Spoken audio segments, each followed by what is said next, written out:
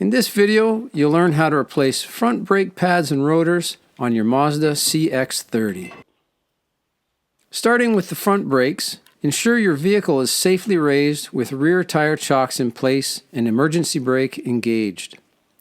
In addition to jack stands, note that a jack and the tire slid under the frame offer extra security.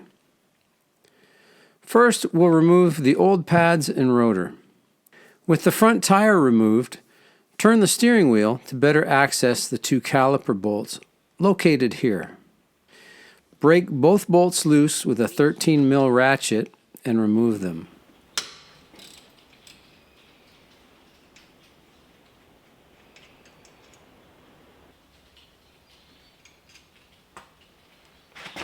Now remove the caliper, being careful not to kink or damage the attached rubber brake line. Then hang the caliper with a rope or bungee to protect the brake line.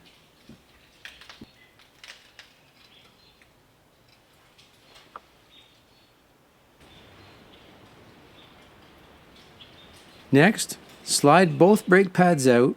If they're stuck, try using a flathead screwdriver to pry them out.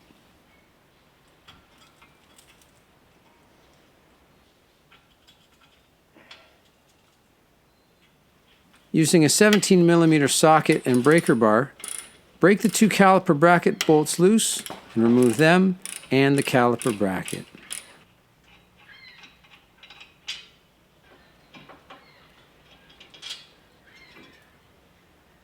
Next, remove the rotor. You see, this rotor is ready to come right off. Now, had it been rust welded on, if you know you're going to replace it, you could take a heavy hammer, a ball peen hammer, or a small sledge, and knock it around the perimeter. If you wanted to save it, you don't want to hit it here, then what you could do is put the lug nuts back on to protect the threads, and then hit it around this area to try to knock it loose. Now let's install the new pads and rotor. I'm installing the OE Pro Series, part number C11272. Clean the back and front braking surface with brake clean and a rag.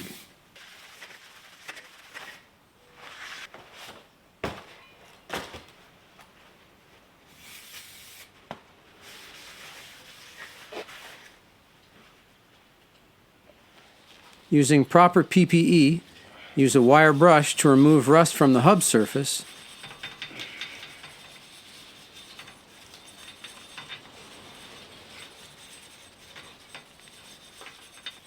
It needs to be smooth with no raised areas. Making sure you got something down to catch the drip, give it a shot of brake cleaner. And although it's optional, I recommend to put a light coating of silver grade anti-seize on the hub. Install the new rotor and hand tighten a few lug nuts to hold it in place.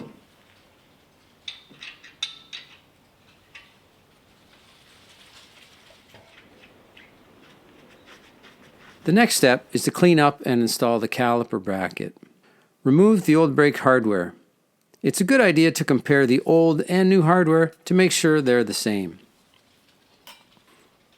Use a wire brush to clean where the brake hardware sits. Pay close attention to this surface here and here, those surfaces. Everywhere where contact is made. Also wearing eye protection and respiratory protection. On both sides.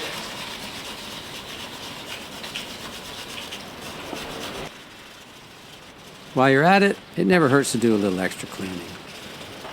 Now hit it with some brake clean.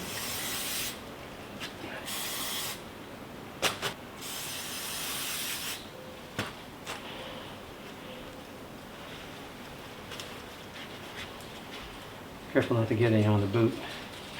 And install the new hardware. So there are two sizes. This is small, this is large. It'll be the same on here, small, large.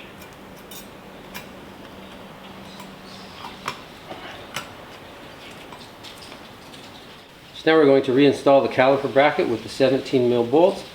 You see, it had some red Loctite, so we're going to do the same. Put some red Loctite on it, not too much. Go all the way around on each bolt.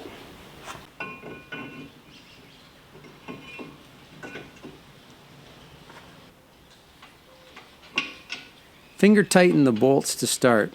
The torque spec I encountered was 45 foot-pounds, 61 newton meters. That seems low, so I did them to 55 foot-pounds, or 74.5 newton meters. I recommend you double check that, and please, if you find an update to that number, put it in the comments section. It's a chance for us to help each other out. To install the brake pads, the ones with the wear clip will go in the back. And before we do that, we want these tips to ride smoothly without restriction. So we're going to apply some copper anti-seize in here on the tip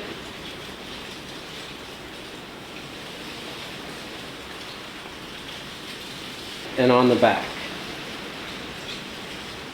And you don't want to use too much because you're just trying to keep it friction free, but you don't want so much that it would result in gunk building up in there, trapping dirt, excess dirt.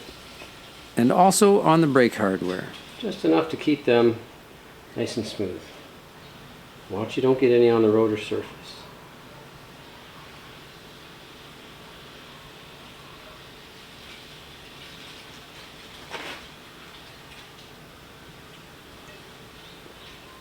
Next, install the brake pads. Slide those in.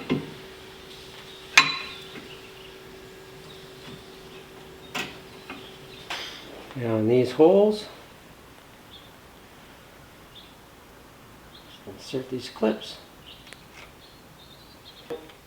and they will face each other. So now we need to clean up these pins. Take those out.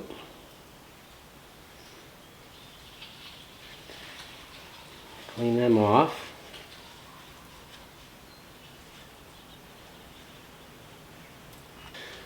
I'm going to give them a good dose of synthetic brake lubricant. Be careful not to put any on the very tip, as that can trap air and create an outward pressure. So I'm going to coat them well, but avoid this tip area.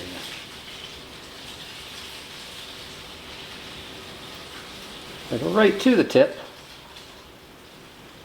Okay. Feed that back in.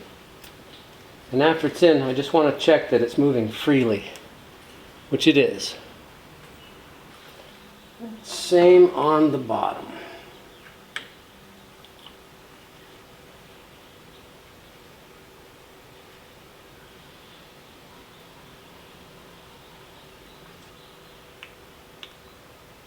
That looks pretty good.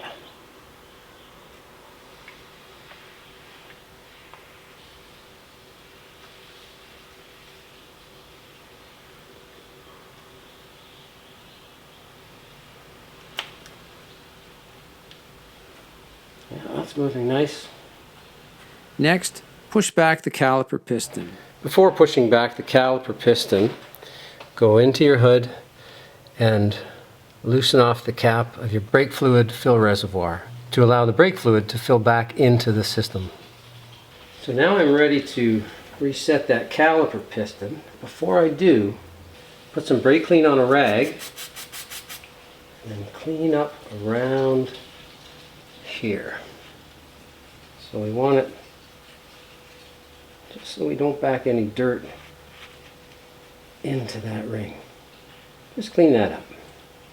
Doesn't hurt a thing. Don't spray the brake clean directly on it because we don't want to dry out the rubber of the boot. We just want to clean it. Now there is a tool to back this off, but I'll show you another way first. Take your channel locks and gently, slowly squeeze it down, giving time, nice and slow, and time for the fluid to back up into the reservoir. Very slow. Okay, that's backed all the way. Alternately, really what you should do is use the proper tool, and here's how that works.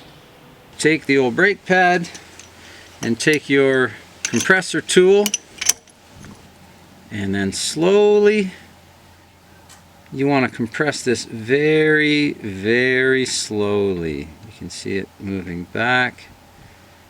Just very slow.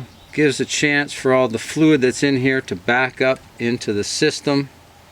And we want that to occur gently. So now I can't turn this anymore. That's backed as far as it'll go. So ready to move to the next step. Now to put the caliper on, first a little bit of medium strength Loctite, the blue Loctite on these caliper bolts. Not too much. Factory, these didn't have any. I'm just putting a very small amount. These don't tighten very much. It's just a little added safety. Now because you've got these pulling your brake pads apart, you may need to just pinch them together a little bit. Just put the back in place and then push on the front, and they should drop right in. Now stopping them are these guide pins. Push that back a little bit. Now I'll put in my top bolt. Finger tight to start, and then I can do the same on the bottom. I just need to push that guide pin in. There we go. Get that bottom bolt in.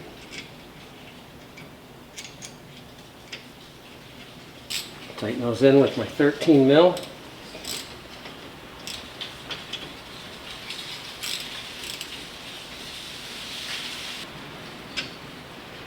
Now, straighten the wheel.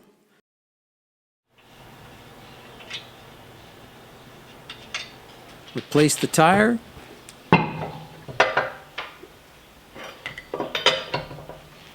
And do the other side.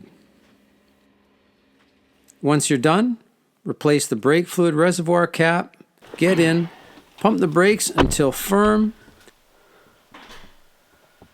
start it up, and take it for a test drive. If you found this video helpful, please like, subscribe, comment, and ring that bell. If you're doing rear brakes, check out this video. Thanks for watching.